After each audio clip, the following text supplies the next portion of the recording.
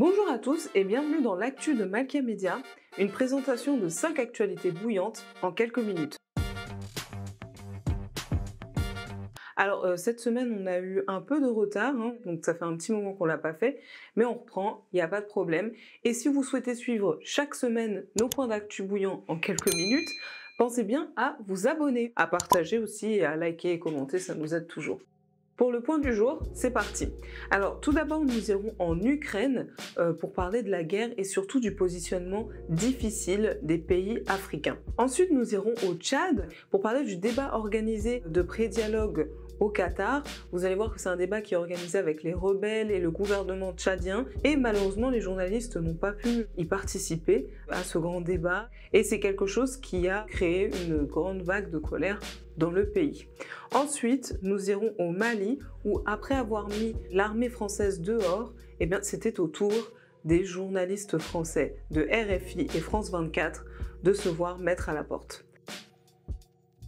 Direction l'Ukraine maintenant pour parler de la guerre et surtout du positionnement un peu compliqué des pays africains. Macky Sall qui la semaine dernière se réjouissait d'avoir rencontré Vladimir Poutine pour lui demander à nouveau de cesser le feu. Mais il faut savoir que c'est quelque chose qu'il avait déjà demandé dès les premières heures de la guerre en Ukraine. Lui qui est président de l'Union africaine avec le comité, ils ont rédigé un communiqué de presse pour signifier qu'ils souhaitaient voir la Russie respecter la nation qu'est l'Ukraine et également cesser le feu sur le pays. Plus tard, ce qui a été un peu plus surprenant, et c'est de là où viennent justement les questionnements, le 2 mars dernier, il a une assemblée générale à l'ONU pour parler de l'offensive russe envers l'Ukraine. Il s'agissait de voter pour ou contre le fait que cette offensive ait lieu. Bon nombre de pays ont voté contre, mais on a d'autres pays qui ont voté pour, quelques rares pays. En Afrique, on peut notamment citer l'Érythrée, et sinon, on a du côté de l'Afrique un grand nombre d'abstentions. Donc il y a certains sièges qui ont été carrément vides lors de cette assemblée générale et d'autres qui ont vraiment assumé de voter l'abstention. Et dans ceux qui se sont abstenus, on peut notamment citer Macky Sall qui avait dans les premiers temps incité la Russie à cesser l'offensive. Donc ce taux d'abstention qui est plutôt important, quand même on voit la moitié des pays africains qui ont préféré s'abstenir au lieu de voter contre cette offensive russe, elle peut s'expliquer de différentes manières. D'un côté, on sait qu'on a la Russie qui est un allié de taille de beaucoup de pays africains et qui s'est d'ailleurs bien installé. On sait par exemple que militairement, c'est un soutien pour le Soudan, le Mali ou encore la Centrafrique. Et puis plus généralement, il représente pour les pays africains une opportunité de s'en sortir du néocolonialisme entre la France et l'Afrique ou plus globalement entre l'Occident et l'Afrique, donc entre les anciens colons et le continent africain. À cela, on peut ajouter de forts accords économiques et on a un allié de taille qu'on n'a pas forcément envie de vexer et de pointer du doigt en se mêlant de cette guerre ukrainienne. Pour vous donner des exemples concrets, Martin Kimani, un homme politique kényan, s'est exprimé dans les premiers temps de la guerre pour dire, je cite, « Cette situation fait écho à notre histoire ». Donc il a fait un parallèle entre la guerre et l'invasion russe en Ukraine et la colonisation. Pour lui, ce que fait la Russie à l'Ukraine reviendrait à ce qu'ont fait les anciennes colonies, donc les Occidentaux, aux Africains, en divisant les pays, en créant des nouvelles nations qu'ils n'ont pas forcément choisies, qu'on leur a imposées. D'un autre côté, on a l'ambassadrice qui se trouve en Afrique du Sud qui est un pays clé tout justement qu'on regardait dès le départ du conflit, qui ne s'est pas prononcé au début, qui n'a pas fait de communiqué particulier, qui n'a pas demandé de cesser le feu d'une manière ou d'une autre, mais qui n'a pas non plus encouragé la Russie à poursuivre cette offensive. Et pourquoi est-ce que c'est aussi compliqué pour l'Afrique du Sud? Eh bien parce que l'Afrique du Sud, elle a un lien avec l'Occident directement, mais également un lien avec la Russie, un lien fort, comme vous le savez. L'Afrique du Sud et la Russie font partie des BRICS, donc les 5 pays émergents. Ils ont aussi leur banque, la Banque des pays émergents, avec beaucoup d'accords commerciaux, mais aussi ce que nous apprend cette ambassadrice d'Ukraine dans la capitale d'Afrique du Sud, à Pretoria, c'est que lorsque les Sud-Africains vivaient la période de l'apartheid, les Russes avaient été un grand soutien politique, alors que les Ukrainiens, eux, n'étaient pas présents. Et oui, ils étaient en train de construire leur pays. Donc je cite, elle dit « L'Ukraine n'existe pas pour les Sud-Africains ». Donc finalement, cette guerre est un peu comme une guerre entre deux mondes, l'ancien monde colonial et puis le monde émergent. Et c'est pour ça que beaucoup de pays africains préfèrent pas prendre de position claire dans cette guerre. Bon, d'un autre côté, pour clôturer avec le Sénégal et Macky Sall que je vous introduisais au départ pour parler de cette guerre, dans son pays, le Sénégal, on a l'ambassadeur d'Ukraine qui a fait un appel aux Ukrainiens directement de là-bas en créant une plateforme, un site web qui pourrait les aider à répertorier en Afrique de l'Ouest, pas que au Sénégal, des abris, puisque le site s'appelle Abri en ukrainien, des abris disponibles pour eux immédiatement, gratuitement pour eux, et puis avec le nombre de places bien détaillé. Enfin bref, ça prouve bien que les Africains, sans vraiment soutenir pour autant, laissent faire certaines initiatives. Direction le Tchad maintenant, où des journalistes ont été empêchés de communiquer sur le pré-dialogue organisé au Qatar avec les rebelles, un débat clé pour ce gouvernement en transition. Donc pour ceux qui ne le savent pas, au Tchad en ce moment, il y a une situation un peu complexe en fait. Tout remonte au 20 avril 2021 où le président Idriss Déby, âgé de 68 ans, meurt au front. Donc en fait, ce président était allé au combat afin d'affronter les forces rebelles du pays. Pour vous résumer ça assez simplement, ils veulent la même chose, ils ne sont pas d'accord avec la manière dont le pays est gouverné. Eux, leur but, c'est de faire tomber le président Idriss Déby. Et donc c'est ce qui se passe ce 20 avril 2021. Le président va mourir en succombant à ses blessures. Et donc c'est là où son fils, Mahamat Idriss Déby Itno, lui, âgé à ce moment-là de 37 ans, qui est le général de corps d'armée, va prendre le relais presque immédiatement. Les opposants au pouvoir, les rebelles et beaucoup de Tchadiens considèrent que ce qu'a fait le fils de Idriss Déby Itno est un coup d'État institutionnel. Institutionnel pourquoi? Parce qu'il a carrément été soutenu par Macron quand même, par un peu la communauté internationale qui a fermé les yeux. Ce président, plus jeune, militaire, a voulu instaurer de nouvelles règles, a voulu être plus à l'écoute, a fait du dialogue avec les rebelles la priorité de son mandat, après avoir fait plusieurs tentatives au départ de dialogue qui n'ont pas vraiment été efficaces. Donc suite à ça, on a l'organisation d'un pré-dialogue. Et ce pré-dialogue national, qu'est-ce que c'est? Ce 27 février, le gouvernement tchadien a pris la parole pour dire qu'il n'organiserait pas de suite le grand dialogue national parce qu'il souhaitait organiser un pré-dialogue avec les forces rebelles, tous les groupes rebelles, les rassembler leurs représentants pour trouver avec eux une solution et voir comment aborder ce grand dialogue national qui devait se faire en mai, mais qui sera repoussé pour le coup. Donc pour que tout ceci puisse se faire dans un cadre simple, avec une bonne médiation, l'événement a été organisé ce dimanche 13 mars à Doha, au Qatar. Le Qatar avait fait en sorte de se placer en tant que médiateur et de faciliter ce débat puisque de nombreux rebelles n'ont pas de papier, n'ont pas de passeport en règle. L'ancien président tchadien Goukouni Weddey, cet homme historiquement est le médiateur du conflit au Tchad. Il a été renvoyé de cette opération qu'il avait menée à bien jusqu'à peu près au dimanche 13 mars. Il s'est vu renvoyé, il l'a très mal pris et de nombreuses forces rebelles l'ont très mal pris également puisqu'elles ont estimé que le Qatar n'avait pas un rôle simple de médiateur. D'ailleurs, le pré-dialogue, on ne sait pas trop où ça en est et en plus de ça, les journalistes tchadiens n'ont pas pu se rendre jusqu'au Qatar, ils ont été empêchés, n'ont pas été facilités. Donc voilà, je voulais vous parler de ça. Aujourd'hui, on n'en sait pas plus. On s'est arrêté un peu là. On ne sait pas si ce débat va pouvoir se poursuivre. On ne sait pas ce qu'il en est de ce gouvernement de transition, ce qui va en être des prochaines et futures élections qui devraient arriver d'ici peu, d'après les versions officielles. C'est une affaire à suivre. Avant qu'on continue et de passer à la suite, n'oubliez pas de vous abonner, de liker, de partager pour nous donner de la force toutes les semaines.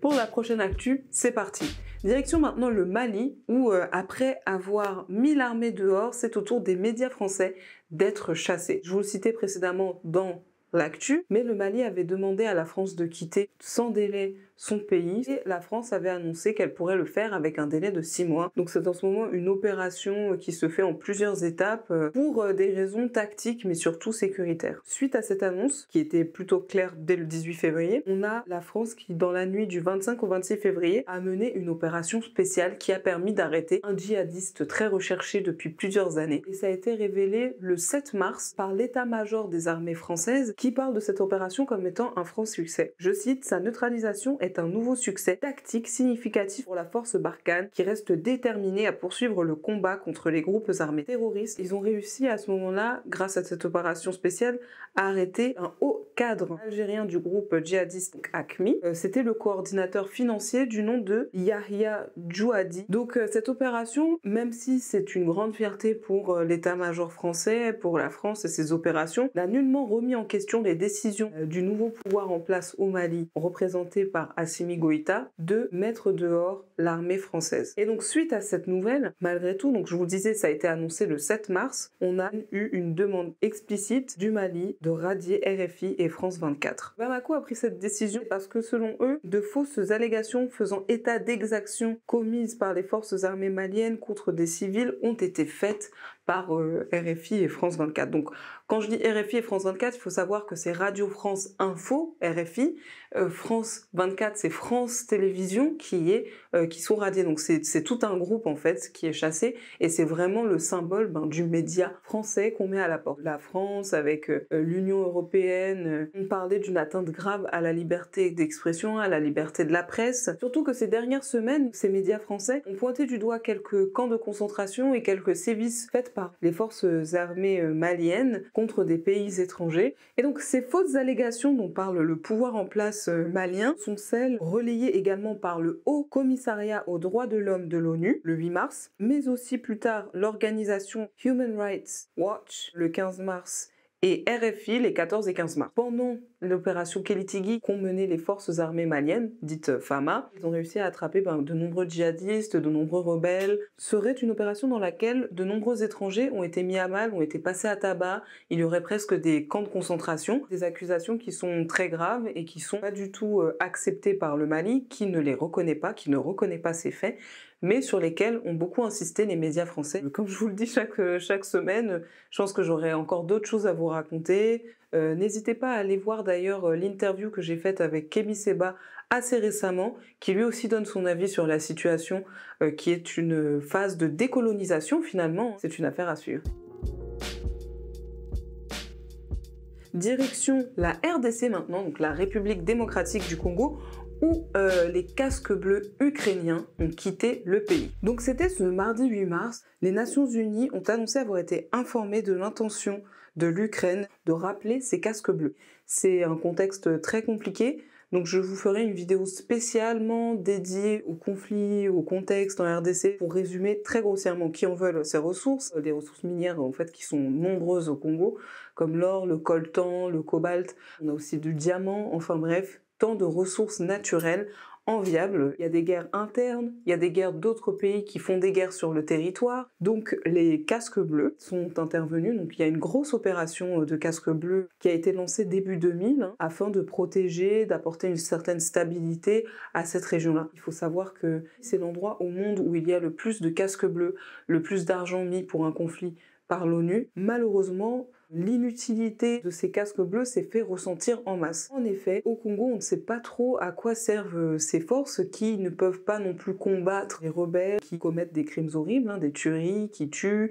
qui violent, que ce soit des femmes, des enfants, des bébés, qui détruisent des familles, qui détruisent des villages entiers. Ils commettent un tas d'atrocités sans pour autant être réprimandés. Donc la justice n'intervient pas du tout pour punir les auteurs de ces crimes. Et pour certains, ils ont même intégré le gouvernement de la RDC. L'annonce finalement du retrait de la partie ukrainienne, en tout cas des casques bleus, a été très bien accueillie en RDC puisque si on remonte à quelques années plus loin, finalement il y a eu plusieurs manifestations pour dégager, je mets des guillemets parce que c'est ce que les manifestants pouvaient scander en détruisant les endroits où ils étaient installés puisque ce symbole n'était pas compris.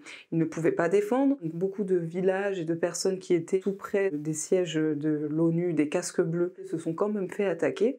Donc cette nouvelle, elle a été plutôt bien accueillie. Donc je m'arrête là pour aujourd'hui et j'en profite d'ailleurs pour faire une transition. Je vous parlais des viols qui sont commis en RDC, notamment donc des femmes qui sont détruites, déchirées, mais ça on en reparlera très vite. Je voulais en profiter donc pour faire un petit focus spécial femmes pour la dernière actu de cette vidéo et je voulais vous parler tout simplement d'un autre conflit plus pour faire un bilan. Le 8 mars, c'est la journée internationale des droits de la femme, donc c'est un moment où on peut faire un bilan sur la sécurité, sur la situation des femmes et de leurs droits à travers le monde. On va parler maintenant de l'éducation des femmes sur le continent qui est en baisse depuis la crise du Covid, notamment avec un symbole que vous avez dû entendre il y a quelques années. Il y a eu un grand phénomène Bring Back Our Girls, le kidnapping de plusieurs jeunes filles de 12 à 17 ans au Nigeria.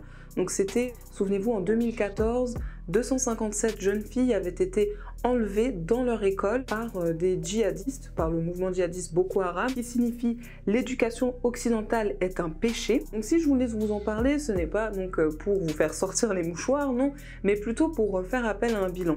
Grâce à cette mobilisation qu'il y a eu dans les médias pendant tout un moment, avec plusieurs grandes personnalités, avec ce grand hashtag qui a été vu partout, on a quand même pu retrouver une majeure partie de ces jeunes filles. Beaucoup sont encore manquantes, hein, on en compte à peu près une centaine encore. Et la dernière en date qui a été retrouvée, c'était l'année dernière, en 2021. Si j'en parle aujourd'hui, c'est tout simplement pour vous dire de ne pas oublier les réseaux sociaux, la force du partage de l'information peut être une grande arme, surtout lorsqu'il s'agit du droit des femmes. C'est une première manière de contester, de manifester et d'améliorer la vie des femmes. Voilà, par exemple, je vous le disais que mon sujet aujourd'hui, c'était l'éducation des femmes qui est en baisse sur le continent africain. En fait, c'est depuis la crise du Covid, avec tous les confinements, et bien, quand on a eu un retour à l'école, donc qui a commencé tout doucement l'année dernière, ou encore un peu plus récemment, comme par exemple l'Ouganda, qui a été le dernier pays à rouvrir ses écoles le 11 janvier. Après 83 semaines de fermeture, plus de 650 000 grossesses précoces ont été enregistrées entre début 2020 et septembre 2021. C'est énorme. Donc c'est beaucoup de jeunes filles qui ne sont pas retournées à l'école, qui sont en incapacité de le faire, et souvent, toujours entre cette tranche d'âge, entre 12 et 17 ans. La scolarité des jeunes filles est très préoccupante. C'est un grand symbole. D'ailleurs, c'est pour ça que les jeunes filles de Boko Haram avaient été enlevées. Des jeunes filles éduquées, c'est plus tard des enfants éduqués, c'est plus tard un pays et des jeunes femmes, des jeunes adultes capables de se prendre en main dans leur pays et de faire évoluer leur pays tout court. Donc vous voyez qu'il y a une grande symbolique, surtout sur le continent, de ce que représente la jeune femme et son éducation. Et le fait d'empêcher l'accès à ces jeunes filles à une scolarité, c'est aussi empêcher finalement l'évolution économique du continent africain. Et je vais terminer là-dessus. La Banque mondiale évaluait à 55,4 milliards d'euros la perte de richesse pour les 12 pays du continent les plus touchés par le mariage précoce, par exemple. Voilà, donc je vais vous laisser sur ces derniers mots. J'espère que cette vidéo vous aura plu. Donc vraiment, je vous remercie de nous soutenir semaine après semaine. Et je vous dis à très vite dans une prochaine actu sur Malka Media.